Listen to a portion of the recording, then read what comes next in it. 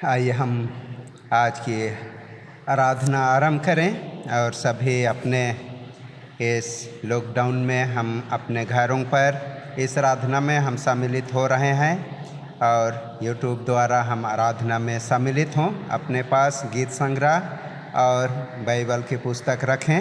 आइए हम प्रार्थना करें। सर्वशक्तिमान परमेश्वर पिता पुत्र पवित्र आत्मा के नाम से आमीन। यीशु ने कहा, तुम यरूशलेम और सारे यहूदिया और समरिया में और पृथ्वी की छोर तक मेरे गवाह होगे। परमेश्वर आत्मा है और आवश्यक है कि उसके भजन करने वाले आत्मा और सच्चाई से भजन करें। हे अनुग्रहकारी दयालु प्रभु परमेश्वर पिता, हम तेरा धन्यवाद करते हैं बीते समय के रक्षा रखवाली के लिए और हमारे संग साथ रहकर हम सबों को तूने अपने सुरक्षा में रखा। और पिता परमेश्वर, आज किस नए भोर नए जीवन में पहुंचा के तू हम सबों को तू अपने स्तुति आराधना महिमा करने के लिए इस समय तू अपने निकट ले आया है। हमारी प्रार्थना इस समय अपनी उपस्थिति दे और हमारे हर एक विश्वासियों के संग साथ हो कि इस आराधना में हम आत्मा और सच्चाई से तेरी महिमा के गीतों को गाएं, तेरे वचन सुने और आत्मिक जीवन में आगे बढ़ने के लिए अपने आप को योग्य बना पाएँ। हम प्रार्थना करते हैं इस समय हमारे हर एक विश्वासियों के संग साथ हो जो इस आराधना में सम्मिलित होते हैं। उन सारे विश्वासियों की मार्गदर्शन कर कि वे तेरे वचन के द्वारा से आत्मिक जीवन में आगे बढ़ने के लिए अपने अपने मन हृदय को भी तैयार कर इस आराधना में सम्मिलित हो सकें, हमारे प्रभु यीशु ख्रिस्ट के द्वारा आमीन। हम इस समय गीत गाएंगे, गीत नंबर 100।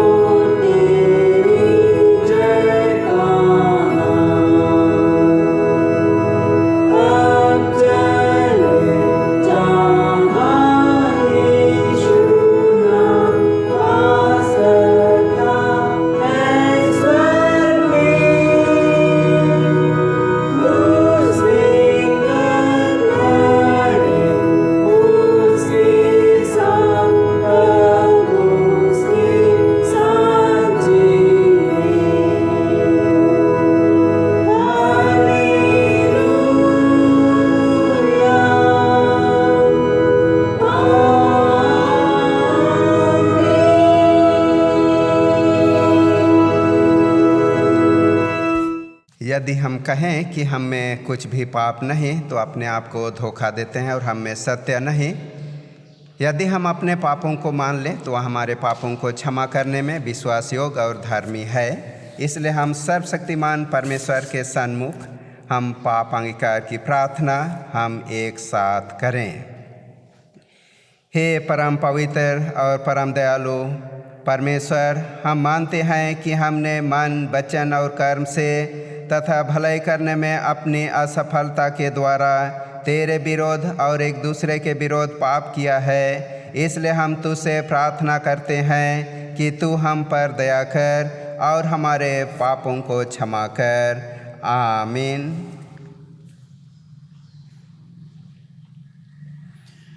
सर्वशक्तिमान और दयावान परमेश्वर, आप सबों के पापों को क्षमा करें, उनसे आप सबों को छुटकारा दे, आपको अपने जीवन सुधारने के लिए अनुग्रह दे और पवित्र आत्मा के सामर्थ्य सब सबों को भरपूर करे। आमीन। हम इस समय आज के ठहराए हुए परमेश्वर का वचन पहला पाठ सुनेंगे, जो लिखा हुआ है प्रेरितों के कामों के वर्णन और उसका दूसरा अध्याय और उसका 22 से 32 पद तक। प्रेरितों के कामों का वर्णन दूसरा अध्याय 22 से 32 पद तक। हे इस्राएलियों, ये बातें सुनो। यीशु नसरी एक मनुष्य था जिसका परमेश्वर की ओर से होने का प्रमाण उन सामर्थ के कामों और आश्चर्य के कामों और चिन्हों से प्रकट है जो परमेश्वर ने तुम्हारे बीच उसके द्वारा कर दिखाए, जिसे तुम आप ही जानते हो। उसी यीशु को जो परमेश्वर की ठहराई हुई योजना और पूर्व ज्ञान के अनुसार पकड़वाया गया, तुमने अधर्मियों के हाथ से क्रूस पर चढ़वा कर मार डाला। परंतु उसी को परमेश्वर ने मृत्यु के बंधनों से छुड़ाकर जिलाया, क्योंकि यह अनहोना था कि वह उसके वश में रहता। क्योंकि दाऊद उसके विषय में कहता है, मैं प्रभु को सर्वदा अपने सामने देखता रहा, क्योंकि वह मेरी दाहिनी ओर है, ताकि मैं डिग ना जाऊं। इसी कारण मेरा मन आनंदित हुआ और मेरी जीभ मगन हुई, वरन मेरा शरीर भी आशा में बना रहेगा, क्योंकि तू मेरे प्राणों को अधोलोक में ना छोड़ेगा और न अपने पवित्र जान को सड़ने ही देगा। तूने मुझे जीवन का मार्ग बताया है, तू मुझे अपने दर्शन के द्वारा आनंद से भर देगा। हे भाइयों, मैं कुलपति दाऊद के विषय में तुमसे साहस के साथ कह सकता हूँ कि वह तो मर गया और गाड़ा भी गया, और उसकी कब्र आज तक हमारे यहाँ विद्यमान है। वह भविष्यद्वक्ता था, वह जानता था कि परमेश्वर ने मुझसे शपथ खाई है कि मैं तेरे वंश में से एक व्यक्ति को तेरे सिंहासन पर बैठाऊंगा।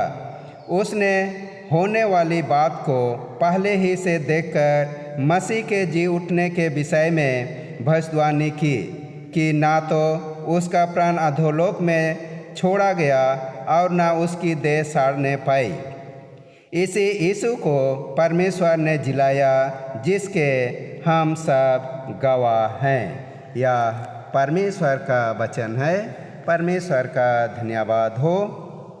इस समय हम दूसरा पाठ सुनेंगे, जो लिखा है पतरस की पहली पत्री और उसका तीसरा अध्याय 13 से 18 पद तक।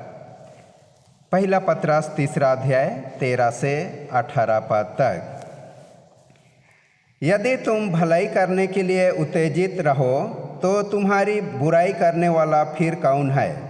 यदि तुम धर्म के कारण दुख भी उठाओ तो धन्य हो, पर लोगों के डराने से मत डरो और ना घबराओ, पर मसीह को प्रभु जानकर अपने अपने मन में पवित्र समझो। जो कोई तुमसे तुम्हारी आशा के विषय में कुछ पूछे, उससे उत्तर देने के लिए सर्वदा तैयार रहो, पर नम्रता और भय के साथ, और विवेक भी शुद्ध रखो, इसलिए कि जिन बातों के विषय में तुम्हारी बदनामी होती है उनके विषय में वे जो मसीह में तुम्हारे अच्छे चाल चलन का अपमान करते हैं लज्जित हो, क्योंकि यदि परमेश्वर की यही इच्छा हो कि तुम भलाई करने के कारण दुख उठाओ, तो यह बुराई करने के कारण दुख उठाने से उत्तम है। इसलिए कि मसीह ने भी अर्थात अधर्मियों के लिए धर्मी ने पापों के कारण एक बार दुख उठाया, ताकि हमें परमेश्वर के पास पहुँचाए। वह शरीर के भाव से तो घात किया गया, पर आत्मा के भाव से जिलाया गया। यहाँ तक यह परमेश्वर का वचन है। परमेश्वर का धन्यवाद हो। इस समय हम सुसमाचार सुनने से पहले हम गीत गाएंगे, गीत नंबर 101 101।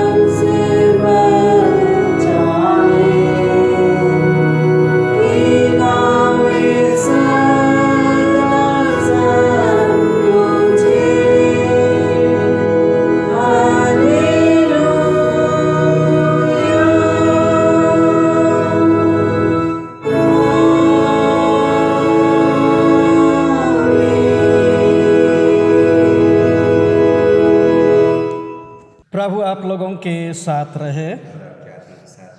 सुसमाचार पवित्र लूका रचित सुसमाचार 24 अध्याय 13 पद से आरंभ होता है। हे यीशु ख्रीस्त तेरी ही महिमा हो। लूका 24:13 से आगे। उसी दिन उनमें से 2 जन एमाउस नामक के गांव को जा रहे थे, जो यरूशलेम से कोई 7 मील की दूरी पर था। वे इन सब बातों पर जो हुई थी आपस में बातचीत करते जा रहे थे। और जब वे आपस में बातचीत और पूछताछ कर रहे थे, तो यीशु आप पास आकर उनके साथ हो लिया। परंतु उनकी आंखें ऐसी बंद कर दी गई थीं कि उसे पहचान ना सके। उसने उनसे पूछा, ये क्या बातें हैं जो तुम चलते चलते आपस में करते हो? वे उदास से खड़े रह गए। यह सुनकर उनमें से क्लियोपास नामक एक व्यक्ति ने कहा, क्या तू यरूशलेम में अकेला परदेसी है जो नहीं जानता कि इन दिनों में उसमें क्या क्या हुआ है? यीशु ने उनसे पूछा, कौन सी बातें? उन्होंने उससे कहा, यीशु नासरी के विषय में जो परमेश्वर और सब लोगों के निकट काम और वचन में सामर्थी भविष्यद्वक्ता था। और प्रधान याजकों और हमारे सरदारों ने उसे पकड़वा दिया कि उस पर मृत्यु की आज्ञा दी जाए और उसे क्रूस पर चढ़वाया। परंतु हमें आशा थी कि यही इस्राएल को छुटकारा देगा। इन सब बातों के सिवाय इस घटना को हुए तीसरा दिन है और हम में से कई स्त्रियों ने भी हमें आश्चर्य में डाल दिया है, जो भोर को कब्र पर गई थीं। और जब उसका शव ना पाया तो यह कहती हुई आई कि हमने स्वर्गदूत का दर्शन पाया, जिन्होंने कहा कि वह जीवित है। तब हमारे साथियों में से कई एक कब्र पर गए और जैसा स्त्रियों ने कहा था वैसा ही पाया, परंतु उसको ना देखा। तब यीशु ने उनसे कहा, हे निर्बुद्धियों और भविष्यद्वक्ताओं की सब बातों पर विश्वास करने में मंदमतियों, क्या आवश्यक न था कि मसीह ये दुख उठाकर अपनी महिमा में प्रवेश करे? तब उसने मूसा से और सब भविष्यद्वक्ताओं से आरंभ करके सारे पवित्र शास्त्र में से अपने विषय में लिखी बातों का अर्थ उन्हें समझा दिया। इतने में वे उस गांव के पास पहुँचे जहाँ वे जा रहे थे, और उसके ढंग से ऐसा जान पड़ा कि वह आगे बढ़ना चाहता है, परंतु उन्होंने यह कहकर उसे रोका, हमारे साथ रह, क्योंकि संध्या हो चली है और उस दिन अब बहुत ढल गया है। तब वह उनके साथ रहने के लिए भीतर गया। जब वह उनके साथ भोजन करने बैठा तो उसने रोटी लेकर धन्यवाद किया और उसे तोड़कर उनको देने लगा। तब उनकी आंखें खुल गईं और उन्होंने उससे पहचान लिया और वह उनकी आंखों से छिप गया। उन्होंने आपस में कहा, जब वह मार्ग में हमसे बातें करता और पवित्र शास्त्र का अर्थ हमें समझाता था, तो क्या हमारे मन में उत्तेजना न उत्पन्न हुई? वे उसी घड़ी उठकर यरूशलेम को लौट गए और उन 11 और उनके साथियों की इकट्ठे पाया। वे कहते थे, प्रभु सचमुच जी उठा है और शमौन को दिखाई दिया है। तब उन्होंने मार्ग की बातें उन्हें बता दी और यह भी कि उन्होंने उसे रोटी तोड़ते समय कैसे पहचाना। या ख्रिस्ट का सुसमाचार है। हे प्रभु यीशु, तेरी ही स्तुति हो।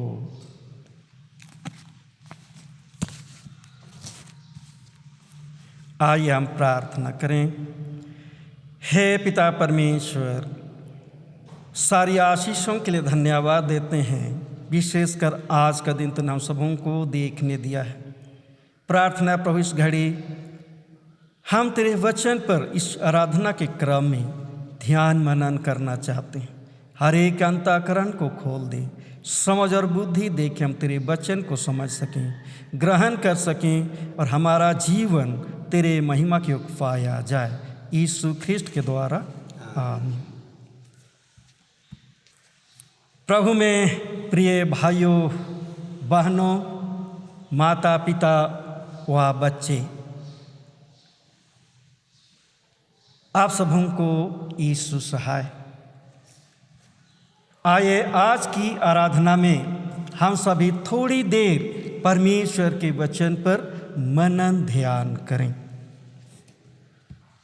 आज का विषय है प्रभु यीशु के पुनरुत्थान के गवाह, अर्थात हमारे मनन ध्यान के लिए जो जंत्री पाठ के अनुसार विषय रखा गया है प्रभु यीशु के पुनरुत्थान के गवाह।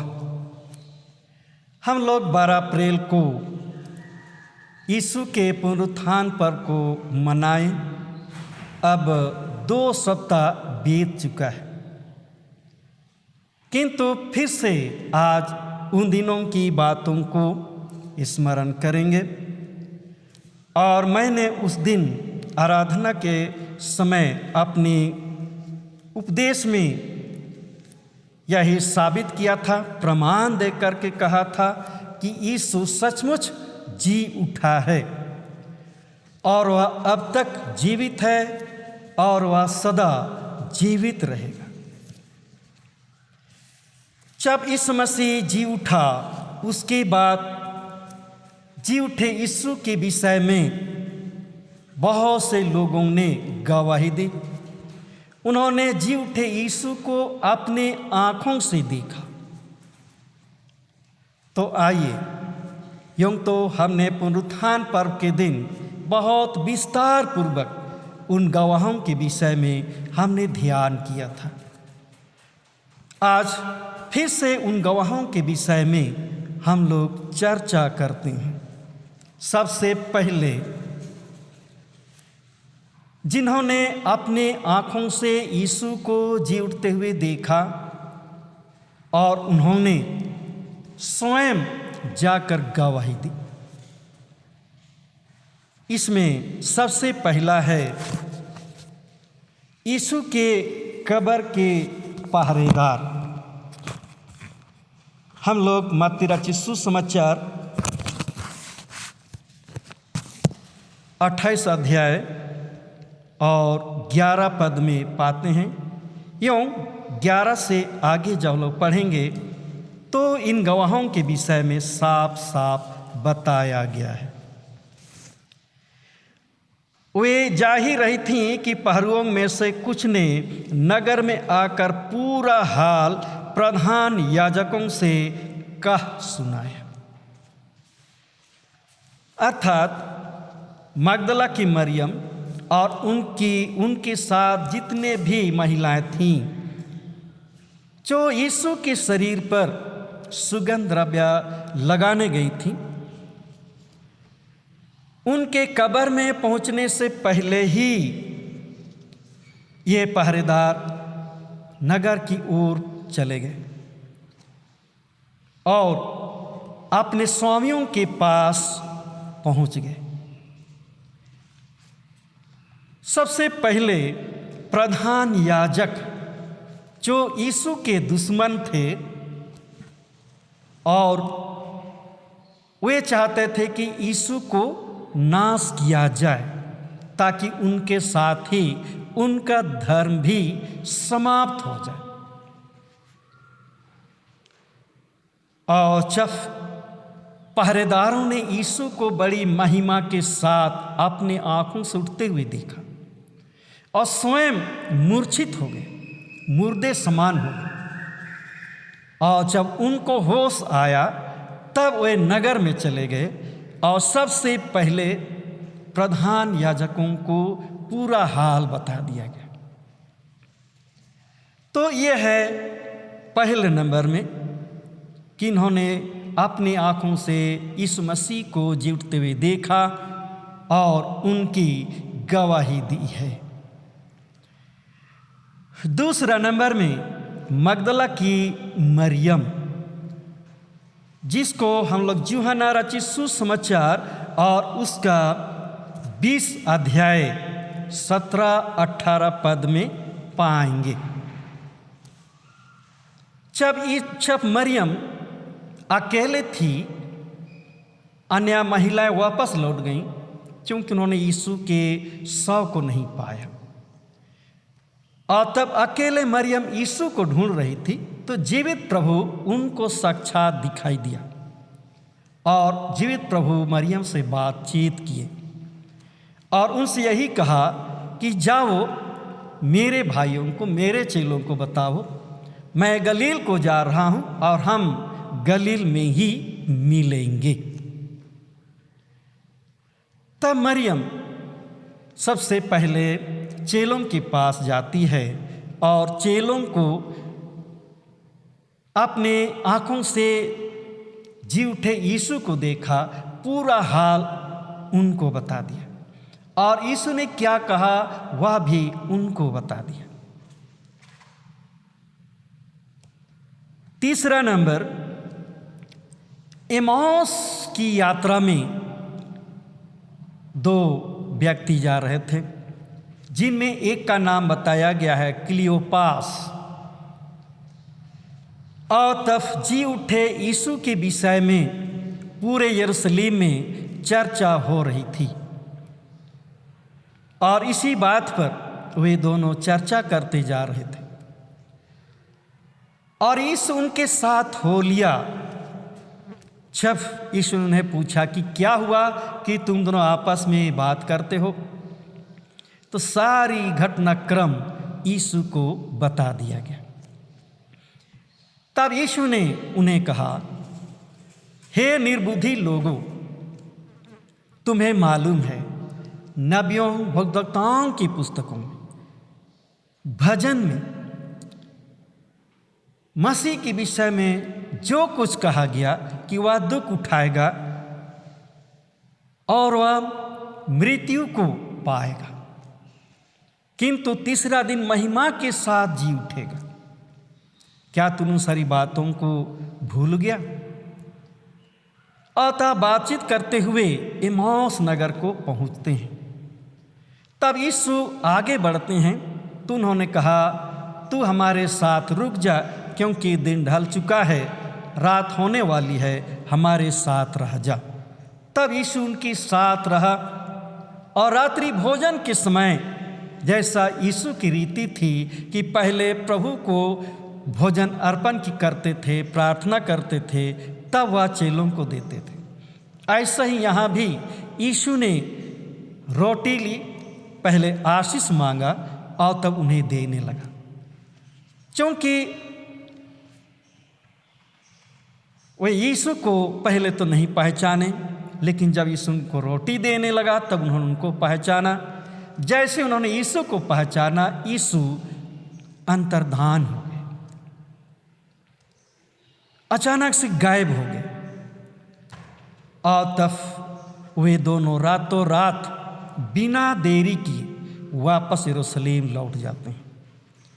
जब वे वापस लौटते हैं तो चेलों को एक स्थान में स्तुति करते हुए पाते हैं और तब उन्होंने जितने भी घटनाक्रम हुई सारी बातों को अन्य चेलों को बताया। तो इस प्रकार इन्होंने स्वयं जीवित प्रभु की गवाही दी, जिन्होंने अपनी आंखों से जीवित प्रभु को देखा। दूसरा भाग है, यीशु की आज्ञा पाकर बहुत से गवाहों ने गवाही दी, जीवित प्रभु के वचन लोगों को सुनाया। इनमें सबसे पहला है यीशु के चेले। यहूदा इस्करियोत तो यीशु से धोखा किया, जिस कारण से स्वयं उन्होंने आत्महत्या कर लिया। अब 11 चेले रह गए थे, तो उनके स्थान को पूरा करने के लिए परमेश्वर की सहायता से मत्तिया को चुन लिया गया और तब 12 प्रेरित हो गए।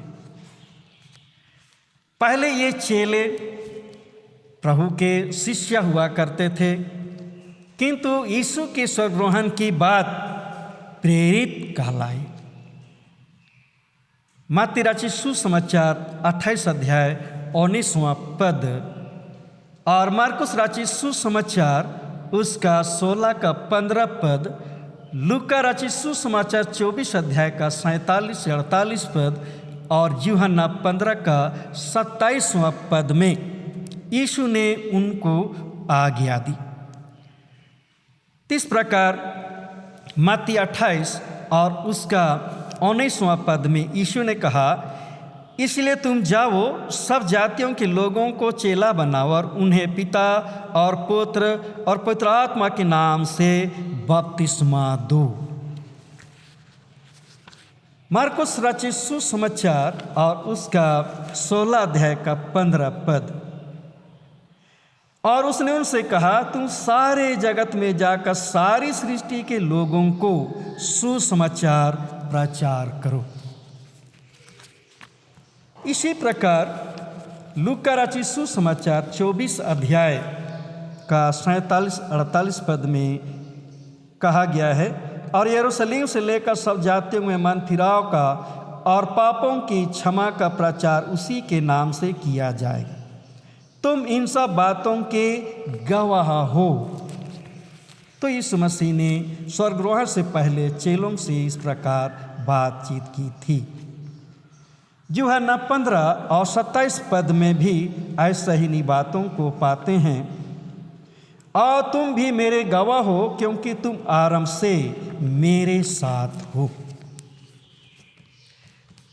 यीशु ने उनको आज्ञा दिया कि मेरा सुसमाचार सारे लोगों को सुनाओ, मेरी गवाही दो। लेकिन साथ यह भी कहा कि जब तक तुम पवित्र आत्मा का सामर्थ ना पाओ, तब तक तुम यरूशलेम में ही रुके रहना। प्रेरित क्रिया 1 अध्याय का 8वां पद। परंतु जब पवित्र आत्मा तुम पर आएगा, तब तुम सामर्थ पाओगे और यरूशलेम और सारे यहूदिया और समरिया में और पृथ्वी की छोर तक मेरे गवाह होगे। तो इस प्रकार यीशु मसीह ने उनको आज्ञा दिया कि जब तक पवित्र आत्मा ना पाओ, तब तक प्रचार ना करो। किंतु जब पेंतेकोस्ट का पर्व आया और उन्होंने पवित्र आत्मा को पाया और पवित्र आत्मा के सामर्थ पा करके उन्होंने सुसमाचार प्रचार का काम आरंभ किया।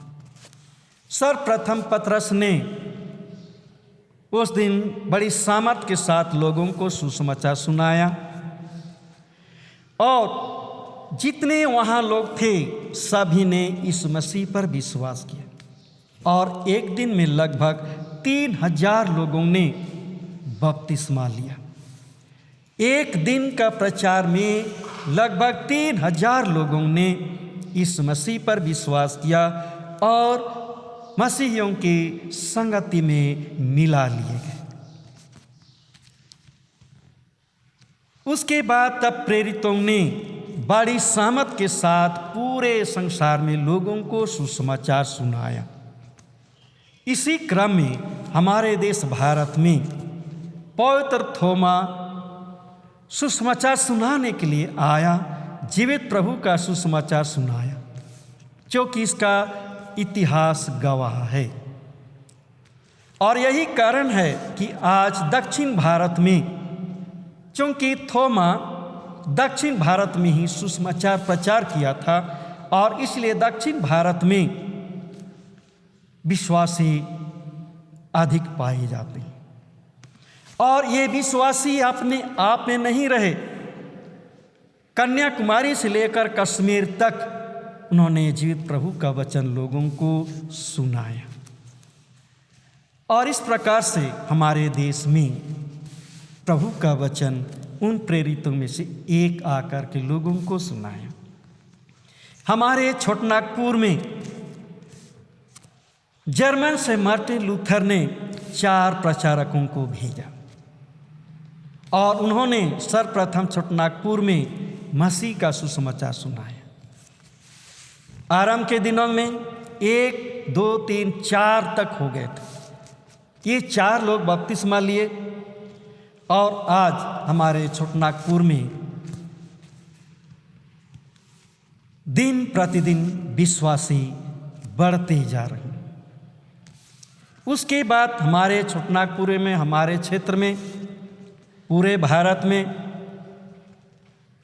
एसपीजे मिशन के सुसमाचार प्रचारक लोग आकर के प्रचार किया।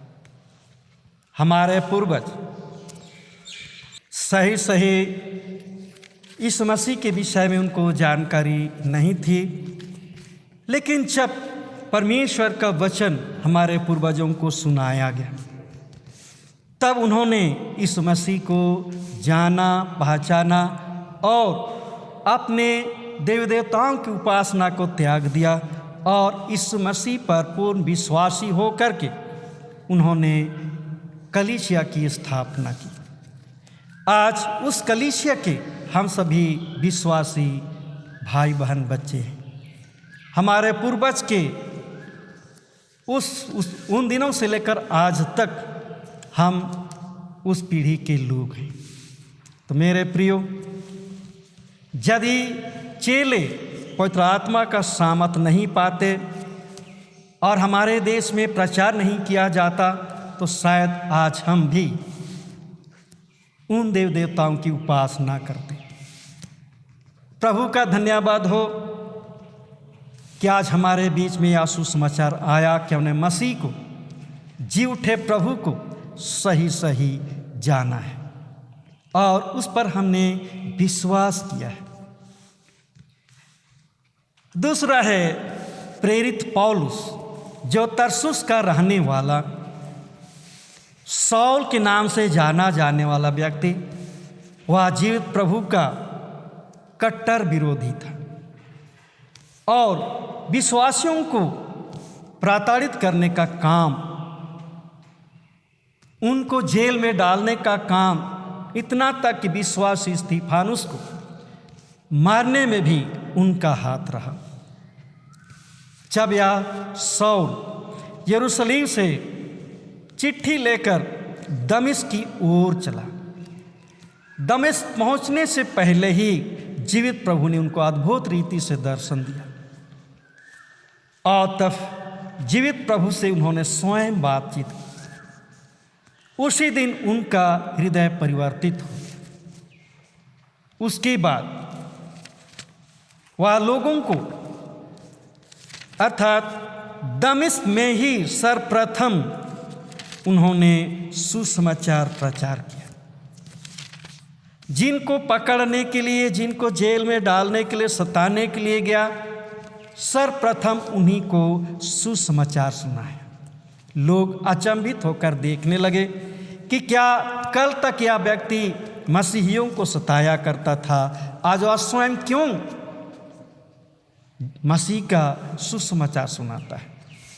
तब पौलुस ने उनसे सारी घटनाओं का वर्णन करके बताया कि उनका यीशु से कैसे भेंट हुआ, कैसे उनका हृदय परिवर्तन हुआ।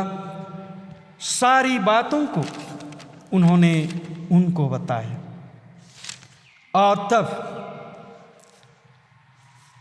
लोगों ने, पहले तो उस पौलुस से डरता था, बाद में लोगों ने उसे पौलुस के साथ मिलकर सुसमाचार प्रचार का काम को किया। यही पौलुस आगे जाकर बहुत सी कलीसियाओं की स्थापना की, जिनको हम लोग रोमियों की पत्री से लेकर आगे जब हम लोग बढ़ते हैं, तिमोथी की पत्री, बहुत से पत्री जो कि हमारे बाइबल में पाया जाता है। यही पौलुस जो मसीह का विरोधी था, मरने लोग जीवित प्रभु की गवाही दी और अपने जीवन में कई कलीसियाओं की स्थापना की। रोम की कलीसिया, फिलिपी की कलीसिया, कोरिन्थ की कलीसिया, बहुत सी कलीसियाएं जिनको उन्होंने स्थापित किया। ये है इस मसीह के द्वारा आज्ञा प्राप्त लोग जिन्होंने मसीह का सुसमाचार सुनाया। पवित्र पौलुस केवल इस्राएलियों के लिए नहीं, किंतु अन्य जातियों को सुसमाचार सुनाने के लिए जीवित प्रभु ने उनको चुना। प्रेरित क्रिया 13 अध्याय का 47 पद में, क्योंकि प्रभु ने हमें आज्ञा दी है, मैंने तुझे अन्य जातियों के लिए ज्योति ठहराया है, ताकि तू पृथ्वी की छोर तक उद्धार का द्वार हो। तो पवित्र पौलुस को सबसे पहले तो इस्राएलियों को वचन सुनाने के लिए कहा जाता है, लेकिन जब इस्राएलियों ने स्वीकार नहीं किया, तब पौलुस को अन्य जातियों के बीच में सुसमाचार प्रचार करने के लिए भेजा गया। पवित्र पौलुस को स्वयं प्रभु ने ही सुसमाचार सुनाने के लिए उनको नियुक्त किया था, जिसको हम लोग पाएंगे प्रेरित क्रिया 9 अध्याय का 15 पद। प्रेरित क्रिया 9 अध्याय उसका 15 पद। परंतु प्रभु ने उससे कहा, तो चला जा, क्योंकि वह तो अन्य जातियों और राजाओं और इस्राएलियों के सामने मेरा नाम प्रकट करने के लिए मेरा चुना हुआ पात्र है।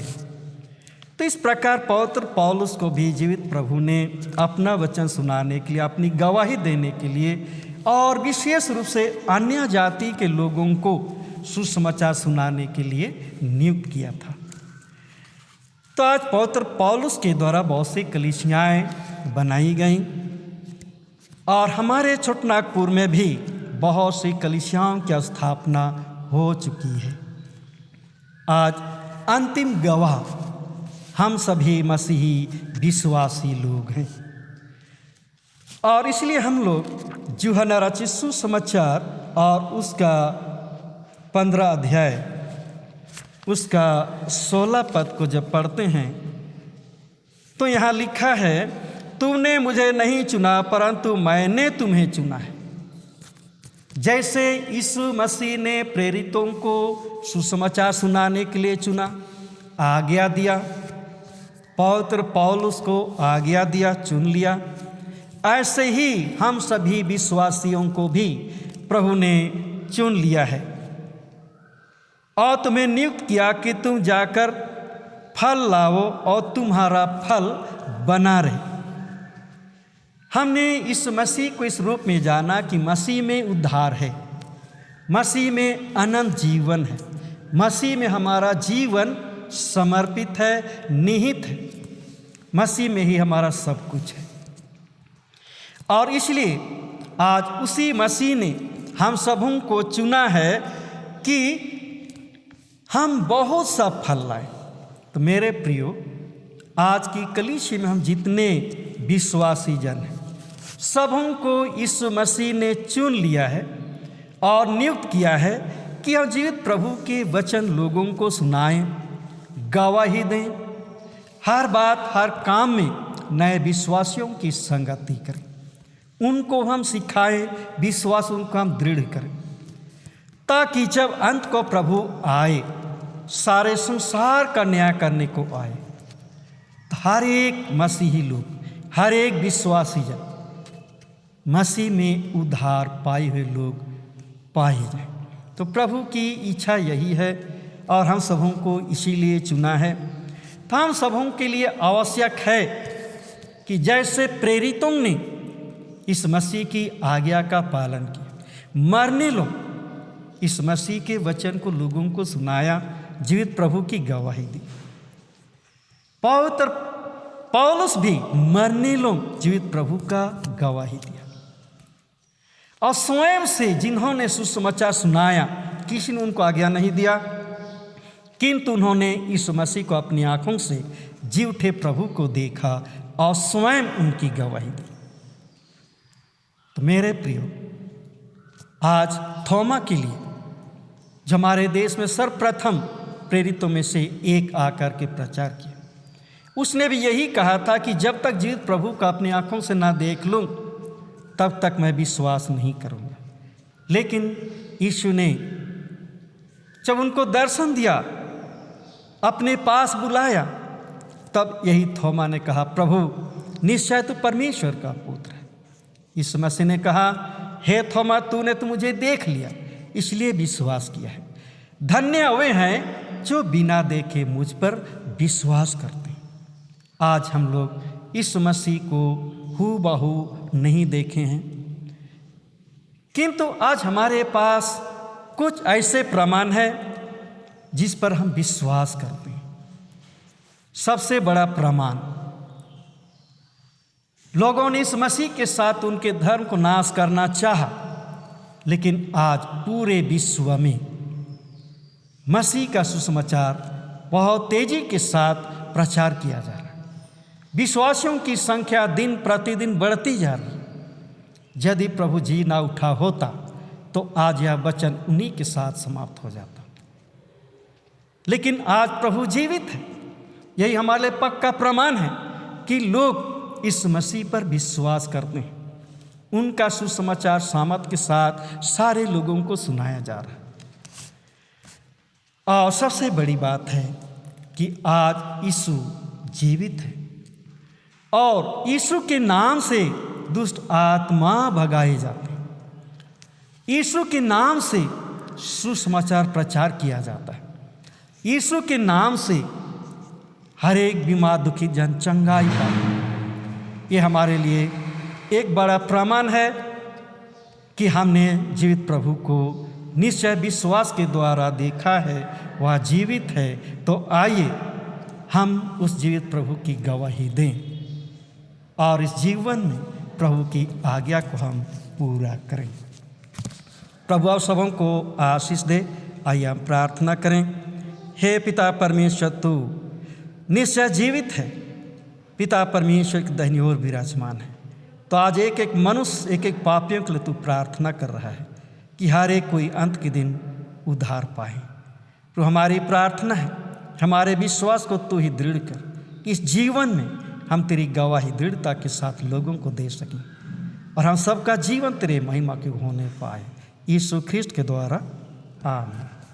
इस समय हम लोग गीत गाएंगे। गीत संख्या 102, 102।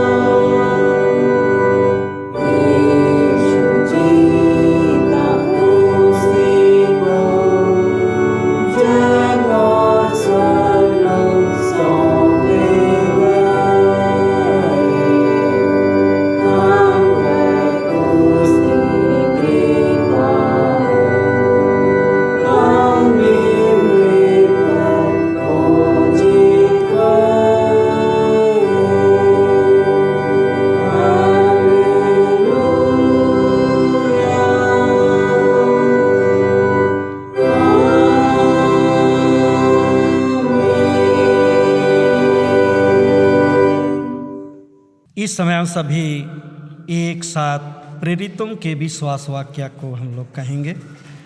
मैं सर्वशक्तिमान पिता, स्वर्ग और पृथ्वी के सृष्टिकर्ता परमेश्वर पर विश्वास करता हूँ। मैं उसके इकलौते पुत्र हमारे प्रभु यीशु ख्रीस्त पर विश्वास करता हूँ। वह पवित्र आत्मा के सामर्थ्य से गर्भ में आया और कुंवारी मरियम से जन्मा। उसने पोंस पिलातुस के शासन में दुख भोगा। वह क्रूस पर चढ़ाया गया, मारा और गाड़ा गया और मृतकों के लोक में उतरा।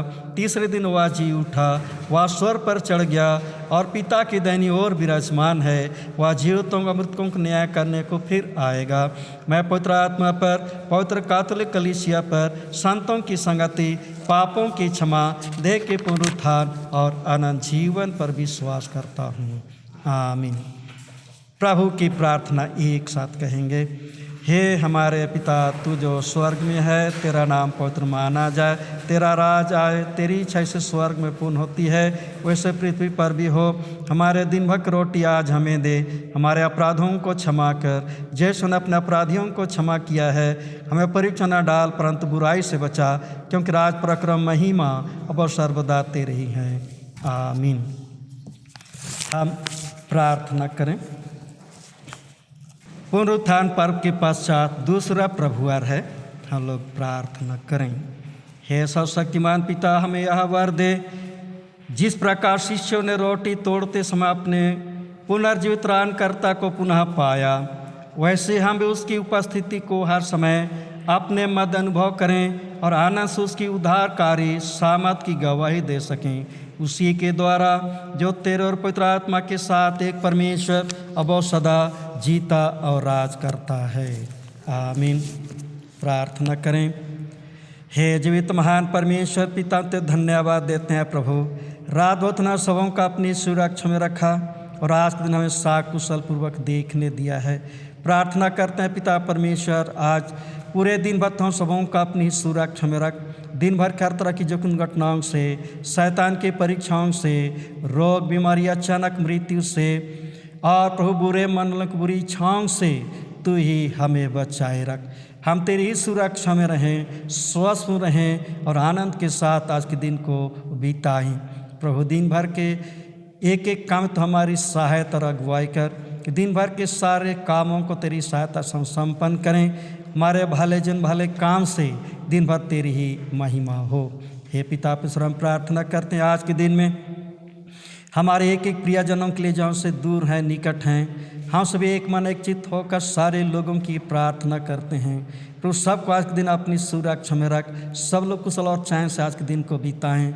हर एक की जो हर एक के काम से दिन भर तेरी ही महिमा हो। प्रार्थना पिता परमेश्वर, बच्चों के लिए जो विद्या अध्ययन में लगे हुए हैं, सबों की तो सहायता अगुवाई कर, अपने भाई अपने प्रेम में बढ़ा, अपने ज्ञान और बुद्धि से परिपूर्ण कर, ताकि हमारे बच्चे तेरी ज्ञान बुद्धि से परिपूर्ण हों। समय के पूर्णतम तेरे दास दासी होकर अपने जीवन में तेरी इच्छा तेरे कामों को पूरा करें और सदा तेरी ही महिमा हो। बुजुर्ग जनों के लिए हम प्रार्थना करते हैं, सबको तू संभाल, हर एक को स्वस्थ और चंगा जीवन दे, कोई स्वस्थ रहें और अपने पूरे जीवन पर्यंत तेरी धन्यवाद करते रहें। प्रभु हम प्रार्थना करते जितने लोग शारीरिक रूप से बीमार हैं, मानसिक रूप से अशांति में हैं, प्रभु सबों को तू संभाल।